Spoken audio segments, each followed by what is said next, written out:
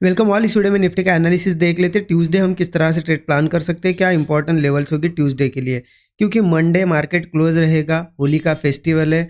और मेरी तरफ से आप सभी को होली की हार्दिक हार्दिक शुभकामनाएं। होली का फेस्टिवल है, बढ़िया एंजॉय कीजिए।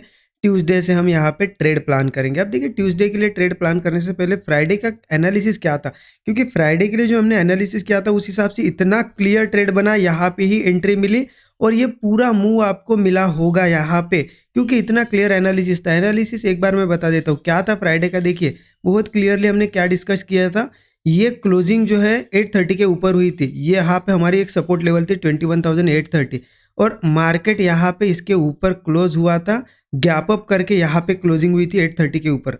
एनालिसिस में मैंने आपको बहुत क्लियरली बताया था कि जब तक 830 के ऊपर है हम कॉल साइड के सी साइड के ट्रेड प्लान करेंगे, पुट नहीं प्लान करेंगे।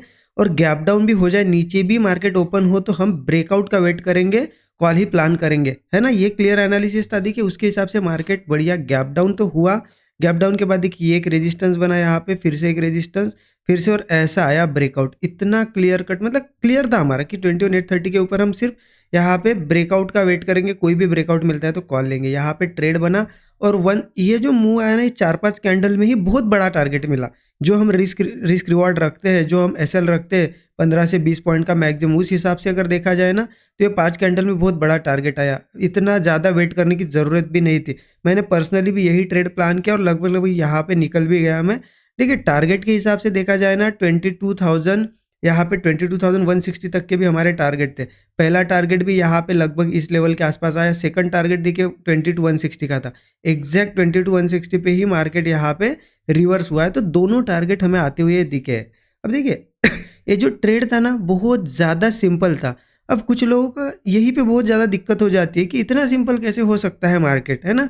क्योंकि आपको यही सिखाया गया है कि मार्केट में पहले ऑप्शन चेन देखना है, उसके बाद डाउ जोन्स देखना है, उसके साथ साथ यहाँ पे आरएसआई लगाना है, 2-3 इंडिकेटर लगाना है, एमएसीडी लगाना है, और उसके बाद जाके प्राइस एक्शन भी देखना है और तब डिसीजन लेना है। ऐसा लगता है कि इतनी सारी चीज़ें देखेंगे तो ही जाके एक्यूरेसी आएगी। मुझे बताइए, जो लोग यूज़ करते हैं, खुद अपना एनालिसिस कीजिए, मुझे बताने की भी ज़रूरत नहीं कि इतना सारा अगर आपने यूज़ किया है तो क्या सही में आपका रिजल्ट अच्छा आया है या फिर कन्फ्यूजन ही हुआ है। क्योंकि देखिए, ऑप्शन चेन आपको बताती है कि मार्केट बुलिश जाएगा, डाउ जोन्स आपको बताता है, वर्ल्ड मार्केट बताता है कि बुलिश जाएगा, और उसी दिन आरएसआई आपको बताता है कि नहीं मार्केट अभी तो बियरिश है, एमएसीडी बताएगा बियरिश है, प्राइस एक्शन देखोगे तो बताएगा कि साइडवेज है। अब जब इतना सारा कुछ इंडिकेटर बुलिश बोल रहे हैं, कुछ बियरिश बोल रहे हैं, कुछ यहाँ पे साइडवेज बोल रहे हैं, तो ऐसे में आप डिसीजन ही नहीं ले पाते हो, और डिसीजन जो भी लेते हो ना तो यहाँ पे पूरा के पूरा गलत हो जाता है डिसीजन, और ट्रेड नहीं चलते। उससे अच्छा प्राइस एक्शन है। प्राइस एक्शन सिंपली आपको एक डायरेक्शन बताएगा, अच्छा ट्रेड देगा, और आप इसकी एक्यूरेसी या फिर आप इसका यहाँ पे विन रेट देख लेना। प्राइस एक्शन हमेशा आपको यहाँ पे अच्छा ही रिजल्ट देगा इन सब चीज़ों से। इसीलिए देखिए, सिंपल चीज़ों पे बिलीव करना सीखिए। सिंपल चीज़ें ही वर्क करती है।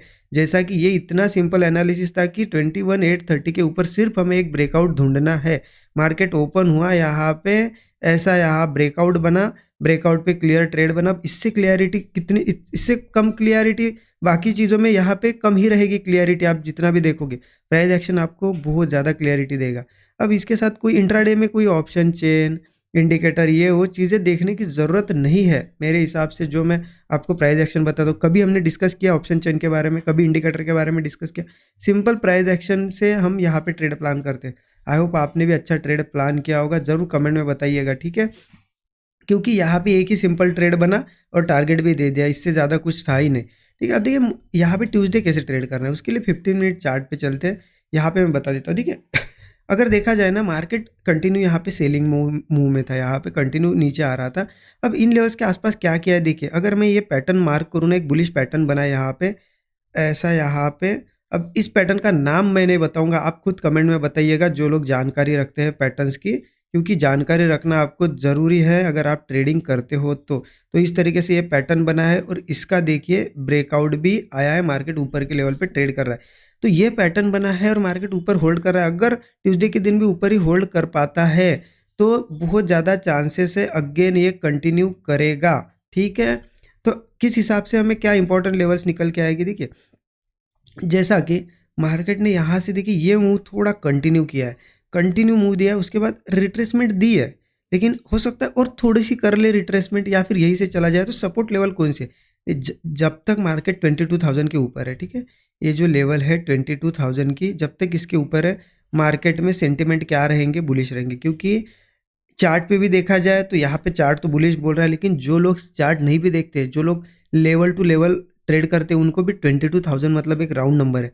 जब तक ऐसे राउंड नंबर के ऊपर मार्केट ट्रेड कर रहा है तो क्या रहेगा? एक सेंटिमेंट रहेगा बना हुआ बुलिश, ठीक है। तो इसके ऊपर जब तक है ना मार्केट में बुलिशनेस रहेगी। अब मार्केट अगर यहीं पे ओपन होता है निफ्टी, ठीक है, यहाँ पे भी एक सपोर्ट लेवल ही है 22,065 की, जहाँ पे क्लोजिंग हुई है, ठीक है।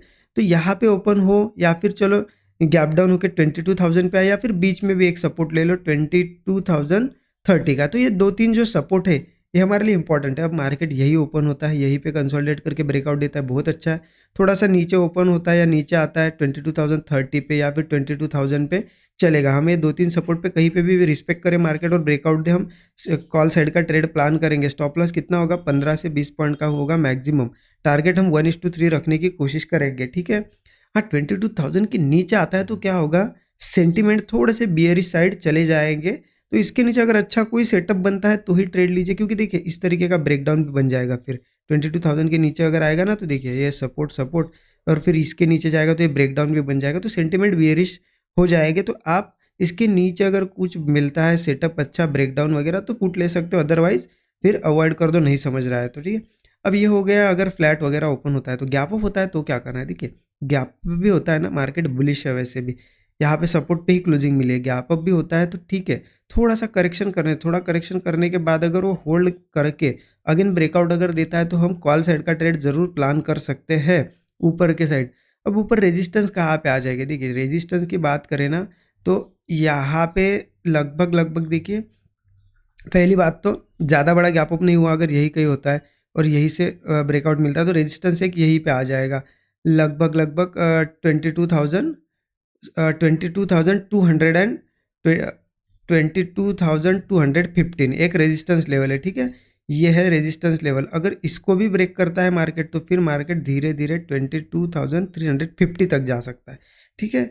हाँ, और वही अगर गैप अप वगैरह होता है तो रेजिस्टेंस के बाद कॉल मत प्लान करना। रेजिस्टेंस के ऊपर मार्केट को जाने दो या फिर इसके ऊपर ही गैप अप होता है तो फिर सस्टेन करने दो, ठीक है। सस्टेन करने के बाद, इसके ऊपर सस्टेन करने के बाद ब्रेकआउट आएगा तो कॉल लेंगे, फिर ये नेक्स्ट टारगेट के लिए निकल जाएगा 22,350 के लिए। इस तरीके से ट्रेड प्लान करना है। स्टॉप लॉस ज़्यादा बड़े नहीं, बहुत हो गया मैक्सिमम 20 से 25 point, maximum maximum to maximum 25 point, इससे ज़्यादा मत स्टॉप लॉस रखो, ठीक है। तो क्लियर हो गया क्या सेंटिमेंट है मार्केट में? सेंटिमेंट बुलिश बने हुए हैं। मार्केट नीचे भी आता है तो इन सपोर्ट से आप ट्रेड प्लान कर सकते हैं। फ्लैट भी ओपन होता है तो ट्रेड कॉल साइड के प्लान कर सकते हैं।